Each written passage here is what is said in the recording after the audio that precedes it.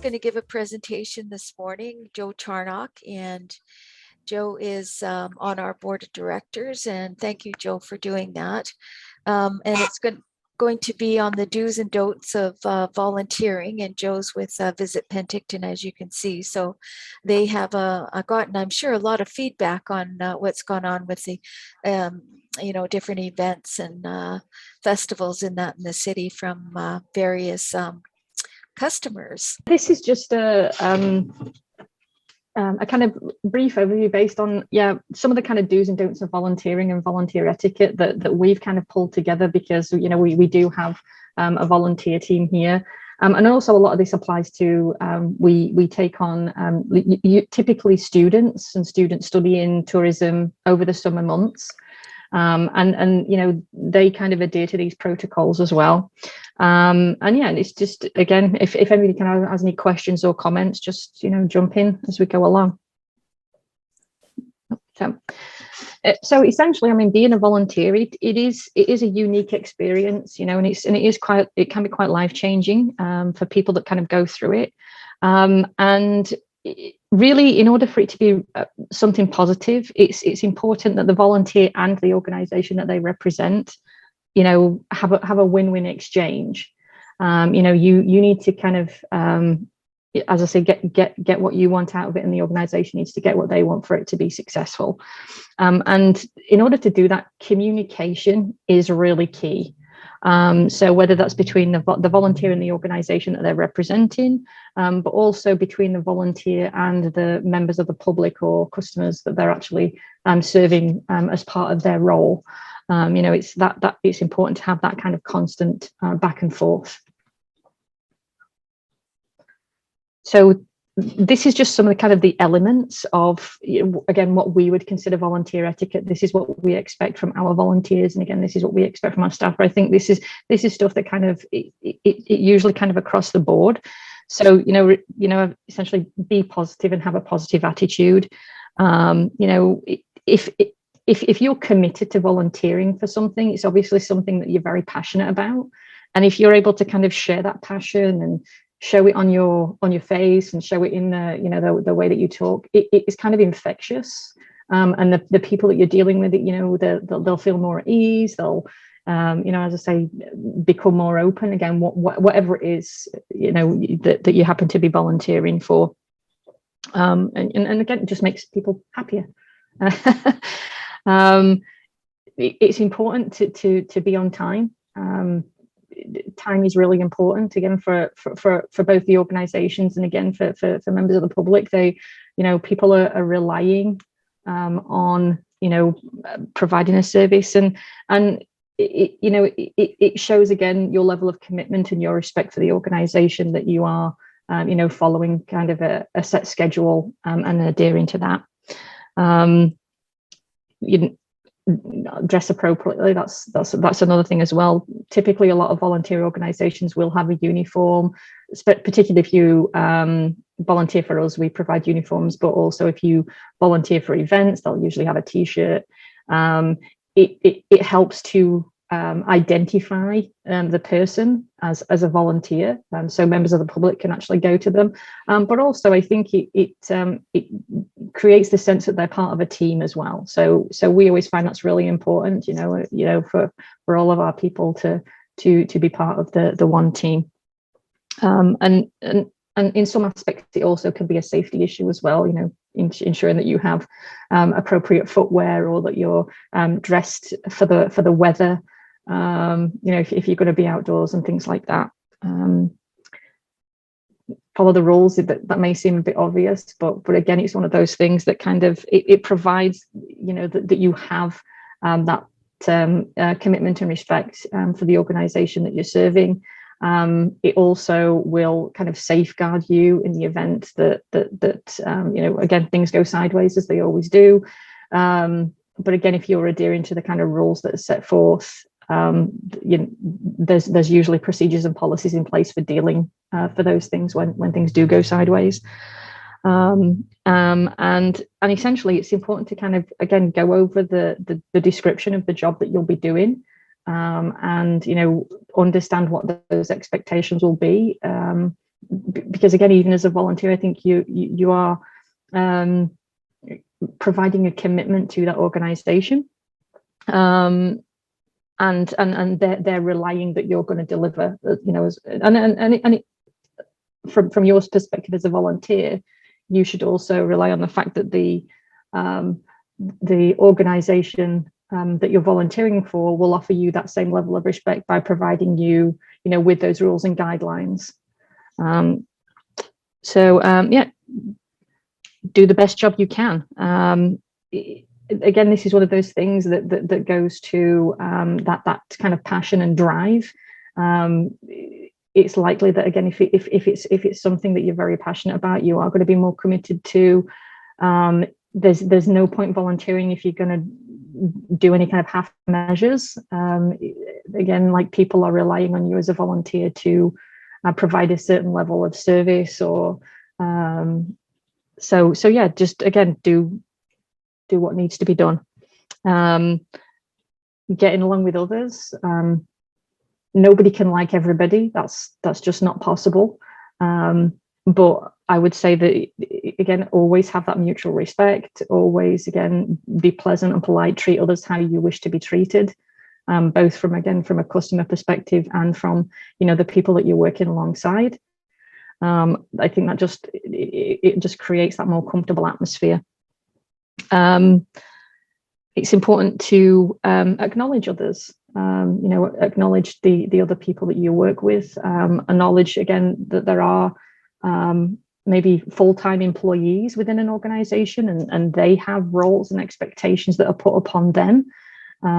So again, understanding that, and again, understand as well that you're there to do a job as well, and that you should be granted kind of credit, acknowledgement for the work that you're putting in there as well. So again, that's one of those things that kind of works both ways, from the organizer's perspective and from the volunteer's perspective. It's important to be discreet. Sometimes in the course of volunteering, you'll be privy to information that the general public may not be privy to. You need to understand that organizations may have non-disclosure policies, or you may be dealing with a sensitive issue with a member of the public. And it's important to, again, respect that confidentiality, and again, keep it within the work environment, and don't disclose information to people that shouldn't be really privy to it. It's important to be flexible. I think this is goes without saying that, again, it's one of those things go sideways, which they always do. And it might be that you're expecting to start your day on one track, and then all of a sudden you needed to do something else. And just being able to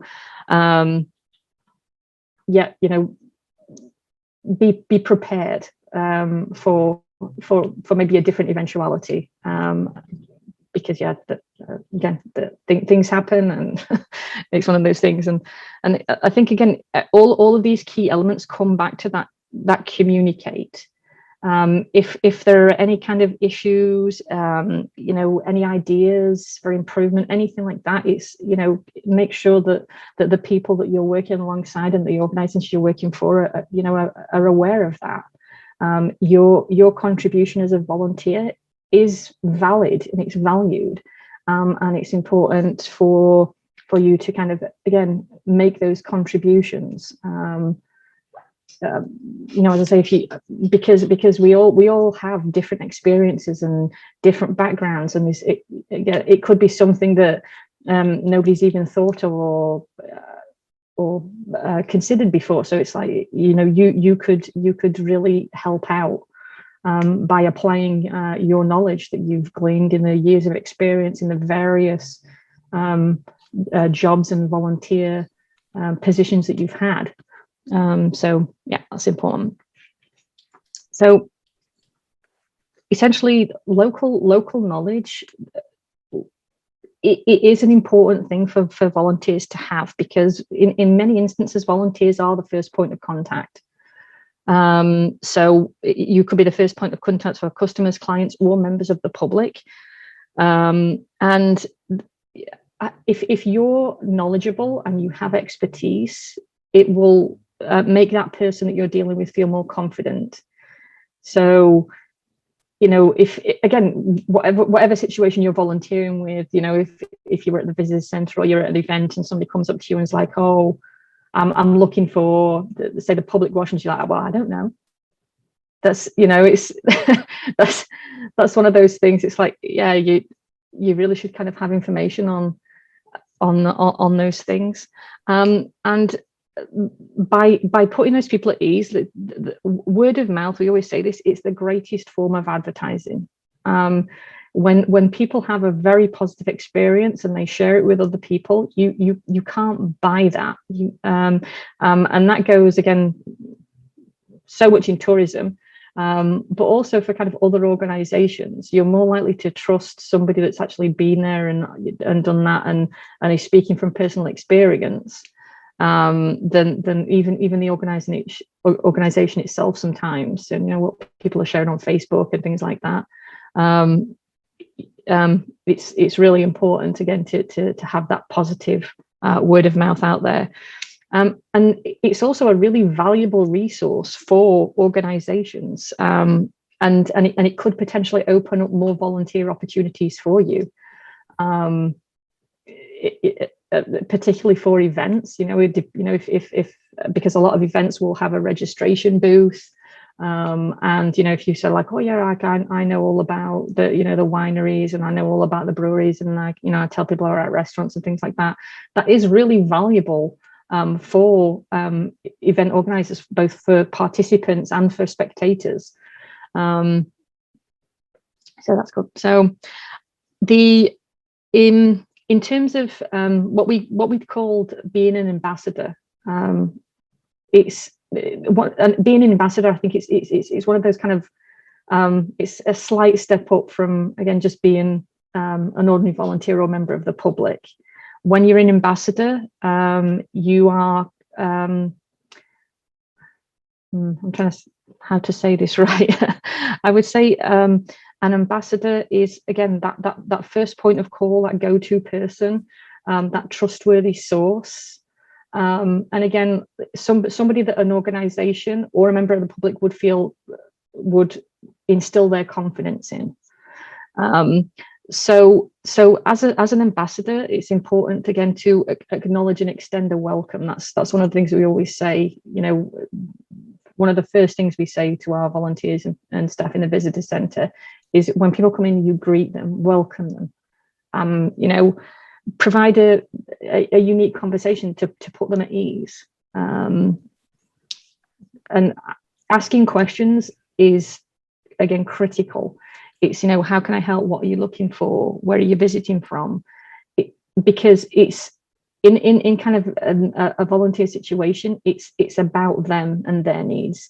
And I think that's what's really important. And the best way to identify what those needs are is again asking those questions. You've got to, and that enabling you to present a variety of valid options as to what they are looking for or how you can help them. And another thing that's important, again, is probably refraining from negativity or bias. And this is one that again, it is sometimes difficult. If you know of a particular restaurant or a particular place in town or a particular person, whatever, that you've had a bad experience with. Sometimes you might want to, again, steer away from reflecting that with the client or person that you're dealing with. And it's important not to make assumptions as well, which I think is one of those things. Don't assume just because somebody is over 50 that they're not interested in rock climbing, or don't assume because somebody is 21 that they're just looking, to go on a booze cruise. It's again, and by asking those questions, that's how you can kind of get to the root of, again, how you can better represent your client and community as a whole. So these three golden rules, again, this everything that we've said, it kind of again, these are the kind of key things that, again, we always advise people. And the first one is you don't have to know everything. And that's really important. You don't have to know everything, but it's useful if you know how to find it. So again, we always say Google is your best friend. Or even if you say to people like, or you can go to this place because they'll know more. A lot of people come in and they'll ask about wine or things like that. And we're like, well, we can give you maps, but if you really want to know about wine and wine tasting, try the Wine Information Center. Similarly with like craft beer, it's like, well, if you go to the actual breweries themselves, they'll know a lot more about the actual beers and things like that than I can tell you. So yeah, Google's a really good source. We use it all the time, and also to anticipate what people want to know. Typically within our visitor center, at certain times of the year, there'll be certain things that everybody will ask about. Everybody asks about the Kettle Valley Rail Trail. Everybody asks about the Narromata Bench wines. So again, having that kind of up-to-date information and that knowledge at your fingertips, or again, knowing where to find that information is really valuable. And again, give equal consideration, and don't make assumptions about what people are looking for. Typically, again, if people say like, oh, what restaurant would you recommend? Our response is, well, what food do you like? Or what food are you looking to eat? And it's, oh well, I'm looking for a winery with a patio. Oh, there are 4 or 5 wineries that have patios, and here's some that you might want to consider. So and again, I think that it still leaves that decision in the client's hands, and it gives them that confidence that you kind of know what you're talking about. So yeah. And lastly, really kind of, well, this is not lastly, but dealing with conflict, it's one of those things that, again, you're likely to come across in most situations. Again, as polite as you can be there, and particularly with COVID and things like having to check the passports now. There's just going to be situations where conflict will arise, and again, how we kind of recommend people deal with that is that remain positive. Word about again, it's how can I help you? Again, because typically you can tell usually on their face or in their manner that they have an issue. It's always important to listen before responding. Because sometimes that's all people want. They're just venting. They have a frustration. They want somebody to listen to their frustration. And typically, I would say 9 times out of 10, once they've actually voiced that, then that'll usually kind of calm the situation down. It's again, be empathetic. It's this person, again, it could be something small. They may be lost, they may be frustrated, they may have had, again, a bad experience at a restaurant or within the city or whatever, but try to offer maybe a few practical alternatives. Don't take it personally. It's, again, it's often difficult, particularly, again, if somebody is being maybe aggressive or confrontational. But again, we always say to people, it's not about you. Again, you're a representative of the organization. And again, it's typically the person is not, that they're not really kind of, again, their beef isn't with you personally. It's again typically with the situation.